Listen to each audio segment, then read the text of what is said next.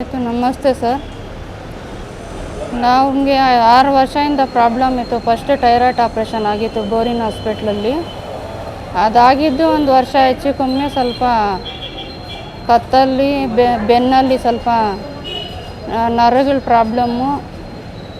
Right side ಏನಾನ ಜಗ್ಗಲ್ಲಿ ನೀರು ಎತ್ತಿದ್ರೆ ಏನಾನ ತುಂಬ ರೈಟ್ ಸೈಡ್ ಬಾಡಿ ಫುಲ್ ನೋವು ಬರೋದು, ಊತ ಬರೋದು, ಕತ್ತಿಗೆ ಊತ ಬರೋದು, ಅಲ್ಲಿ ಬಿಟ್ಟರೆ ಸೊಂಟದಲ್ಲಿ ನೋವು ಬರೋದು, ಕಾಲು ನೋವು ಬರೋದು. ನೈಟ್ ಅಂತೂ ಮಲ್ಗೋಕೆ ಆಗ್ತಾಯಿಲ್ಲ. ಬೋರಿನಿಂದ ಟೆಸ್ಟಿಗೆ ನಮಗೆ ವಿಕ್ಟೋರಿಯಾಗೆ ಕಳಿಸಿದ್ರು MRI ಸ್ಕ್ಯಾನಿಂಗ್ಗೆ. ಅಲ್ಲಿ MRI ಸ್ಕ್ಯಾನಿಂಗ್ ಮಾಡಿದ್ಮೇಲೆ ಸೀರಿಯಸ್ ಆಗಿ ನಮಗೇನು ಹೇಳಲಿಲ್ಲ. 6 ತಿಂಗಳು ಮಾತ್ರೆ ತಗೋಬೇಕು ಮತ್ತು ಕಾಲರ್ ಆಗಬೇಕು ಕತ್ತಿಗೆ ಅಂತ ಹೇಳಿದರು. ಕಾಲರ್ ಅಂದು ಅವರು ಸೀರಿಯಸ್ ಆಗಿ ಹೇಳಿಲ್ಲ ಅಂತ ನಾನು ಕಾಲರ್ ಯೂಸ್ ಮಾಡಿರಲಿಲ್ಲ ಅಷ್ಟೇ. ಯಾವಾಗೇನೋ ಒಂದು ½ ಅನ್ ಅವರ್ ಹಾಕೋದು, ತೆಗೆದು ಇಕ್ಬಿಡೋದು. ಆಮೇಲೆ ಅಲ್ಲಿ 6 ತಿಂಗಳು ತಿಂದೆ. ಮತ್ತು ಇಲ್ಲಿ ನಮ್ಮೂರಲ್ಲೇ ಕಿಶೋರ್ ಡಾಕ್ಟ್ರ್ ಹತ್ರ ಬೇರೆ 6 ತಿಂಗಳು ತೋರಿಸಿ ಅಲ್ಲಿನೂ ತುಂಬ ಮಾತ್ರೆಗಳು ತಿಂದಿದ್ದೀನಿ, ಮೆಡಿಸನ್ನು. ಅವ್ರಿಗೆ ಕೇಳಿದ್ರೆ ಏನೂ ಆಗಲ್ವಾ ಅಂದರೆ ಏನಾಗಲ್ಲ ಅಂತ ಬರೀ ಮಾತ್ರೆ ಇಂಜೆಕ್ಷನ್ನು ಕೊಡ್ತಾಯಿದ್ರು ತಿಂಗಳಿಗೊಂದ್ಸತಿ. ಆಮೇಲೆ ಇದು ಆಕಾಶ್ ಹಾಸ್ಪಿಟ್ಲ್ಗೂ ಹೋಗಿದ್ದೆ. ಅಲ್ಲಿನೂ ಏನು ಗ್ಯಾರಂಟಿ ಕೊಡಲ್ಲಮ್ಮ, ಆಪ್ರೇಷನ್ ಮಾಡಿದ್ರು ಅಂತ ಹೇಳಿದ್ರು. ಅದಕ್ಕೆ ನಾನು ಭಯ ಬಿದ್ದು ಏನಾಗುತ್ತೋ ಏನೋ ಅಂತ 6-7 ವರ್ಷದಿಂದ ನಾನು ಮಾತ್ರೆ ತಗೊಳ್ತಾ ಇದ್ದೆ. ಆದರೂ ಅದರಲ್ಲಿ ನನಗೇನು ಪ್ರಯೋಜನ ಆಗಿಲ್ಲ. ತುಂಬ ದುಡ್ಡು ಖರ್ಚು ಮಾಡಿಬಿಟ್ಟಿದ್ದೀನಿ. ನಾನಿರೋದು ಒಬ್ಬಳೇ, ಗಂಡನೂ ಇಲ್ಲ, ಯಾರೂ ನೋಡೋರಿಲ್ಲ. ನಾನೇ ಕಷ್ಟಪಟ್ಟು ಕೂಲಿ ನಾಲಿ ಮಾಡಿ ನಾನು ದುಡಿಬೇಕು, ತಿನ್ನಬೇಕು. ದುಡ್ದಿದ್ದೆಲ್ಲ ಮೆಡಿಸನ್ಗೆ ಆಗಿಬಿಟ್ಟಿದ್ದೀನಿ ದುಡ್ಡೆಲ್ಲ. ಅಂದರೆ ಇಲ್ಲಿ ಹೋದಾಗೆಲ್ಲ ಸ್ವಲ್ಪ ಆಪ್ರೇಷನ್ ಆಯಿತು, ಚೆನ್ನಾಗೇ ನೋಡಿದ್ರು.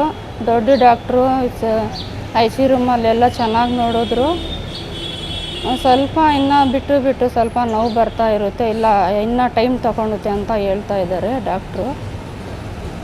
ಇವರು ಕ್ಯಾಂಪ್ ಅವರು ಯಾರೋ ಒಬ್ರು ನೋಡ್ಕೊಳ್ತಾರೆ, ನಾನು ವ್ಯವಸ್ಥೆ ಮಾಡ್ತೀನಿ ಅಂತ ಅವ್ರು ಮತ್ತೆ ಬರಲಿಲ್ಲ. ಅವರು ಹೇಳಿದ್ರೆ ಯಾರಿಗಾನ ಹೇಳಮ್ಮ ಅಲ್ಲೇ ಅಂತ ಹೇಳಿದ್ರು.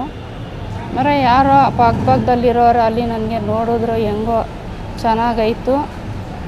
ಇವಾಗ ಮುಂದಕ್ಕೆ ಏನಾನ ಪ್ರಾಬ್ಲಮ್ ಆದರೆ ನಾವು ಏನು ದುಡ್ಡಿರೋರು ಏನೂ ಇಲ್ಲ, ನೀವೇ ಎಲ್ಲ ಅನುಕೂಲ ಮಾಡಬೇಕು ನಮಗೆ. ಇವಾಗ 5-6 ತಿಂಗಳು ನಾವು ರೆಸ್ಟ್ ತಗೋಬೇಕು. ಇದಕ್ಕೆ ಮುಂಚೆನೂ 4 ತಿಂಗಳಾಯಿತು ನಾನು ಕೆಲಸ ಬಿಟ್ಟು ಕೂಲಿಗೆ ಹೋಗಿ. ನಾನು ಯಾರು ನೋಡೋರಿಲ್ಲ, ನಾನು ದುಡಿಬೇಕು, ನಾನು ತಿನ್ನಬೇಕು, ಯಾರು ಒಂದು ಪೈಸೆ ಉಪಯೋಗ ಮಾಡೋರಿಲ್ಲ ನಮಗೆ.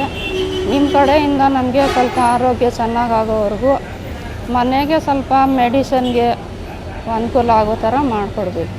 ಖರ್ಚು ಎಷ್ಟಾಗುತ್ತೆ ಏನು ಕೇಳಲಿಲ್ಲ. ವಿಕ್ಟೋರಿಯಾದಲ್ಲಿ MRIಗೆ 1350 ರೂಪಾಯಿ ತೊಗೊಂಡಿದ್ರು. ಮತ್ತು ಅದು BPL ಕಾರ್ಡ್ ನಮ್ಮದು ಕ್ಯಾನ್ಸಲ್ ಆಗಿತ್ತು. ನೆಕ್ಸ್ಟ್ ಟೈಮ್ ಹೋಗಿ ಮಾಡಿಸಿದ್ರೆ ಏನು ಪ್ರಾಬ್ಲಮ್ ಆಗೈತು ಅಂತ. ಆವಾಗ ವಿಕ್ಟೋರಿಯಾದಲ್ಲಿ ಆಧಾರ್ ಕಾರ್ಡ್ ಮೇಲೆ 4500 ರೂಪಾಯಿ ತೊಗೊಂಡ್ರು. ಮೆಡಿಷನ್ಗೆ 1200, 1300 ಆ ಥರ ಬರೀ ಮೆಡಿಷನ್ಗೆ ಖರ್ಚು ಮಾಡಿದ್ದೀನಿ. ಡಾಕ್ಟ್ರ್ ಫೀಸು 300 ರೂಪಾಯಿ ಕೊಡೋದು, ಪ್ರೈವೇಟಲ್ಲೇ ತೋರಿಸಿರೋದು ಎಲ್ಲ. ಇದಕ್ಕೆ ಬೇರೆ ಟ್ರೀಟ್ಮೆಂಟ್ ಏನಿಲ್ಲ, ಬರೀ ಮೆಡಿಸನಲ್ಲೇ ಕಮ್ಮಿ ಆಗುತ್ತೆ ಅಂತ ಅವ್ರನ್ನ ಮಾತ್ರೆ ಕೊಡ್ತಾಯಿದ್ರು. ಅಷ್ಟು ಬಿಟ್ಟರೆ ಅವ್ರು ಬೇರೆ ಪ್ರಾಬ್ಲಮ್ ಆಗುತ್ತೆ ಅಂತ ಹೇಳಿಲ್ಲ.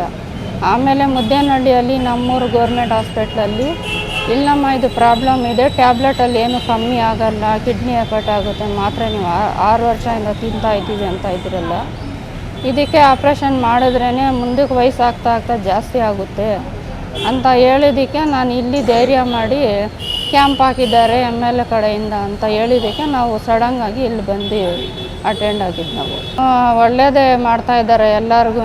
ಅವ್ರು ಬಂದಾಗಿಂದ ಸ್ವಲ್ಪ ಚೆನ್ನಾಗೇ ಇದಾಗ್ತಾಯಿದ್ದಾರೆ ಜನ ಎಲ್ಲ.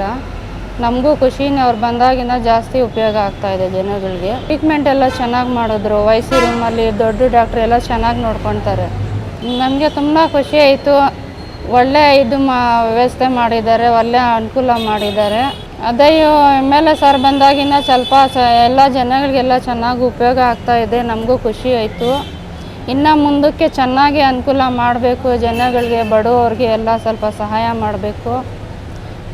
ನಾವು ದೇವರಿಂದ ಪ್ರಾರ್ಥನೆ ಮಾಡ್ತೀವಿ, ಅವ್ರಿಗೆ ಒಳ್ಳೇದಾಗಲಿ ನಮ್ಮ ಕಡೆಯಿಂದ, ನಮ್ಮ ಆಶೀರ್ವಾದ ಇರುತ್ತೆ. ಏನೋ ನಮಗೆ ಆಪ್ರೇಷನ್ ಆಯಿತು ಎಲ್ಲ. ಅಷ್ಟು ವರ್ಷ ನಾನು ಭಯ ಬೀಳ್ತಾ ಇದ್ದೆ, ಅವ್ರ ಕಡೆಯಿಂದ ಖುಷಿಯಾಗಿ ಹೋಗಿ ನಾನು ಮಾಡಿಸ್ಕೊಂಡು ಬಂದಿದ್ದೀನಿ. ನಮ್ಮ ಮುಂದಕ್ಕೆ ಹೆಲ್ತ್ ಪೂರ್ತಿ ಚೆನ್ನಾಗಾದ್ಮೇಲೆ ಅವ್ರಿಗೆ ಇನ್ನೂ ಚೆನ್ನಾಗಿ ದೇವರು ಚೆನ್ನಾಗಿ ಇಟ್ಟಿರಲಿ, ನಾನು ದೇವರಿಂದ ಪ್ರಾರ್ಥನೆ ಮಾಡ್ತೀನಿ.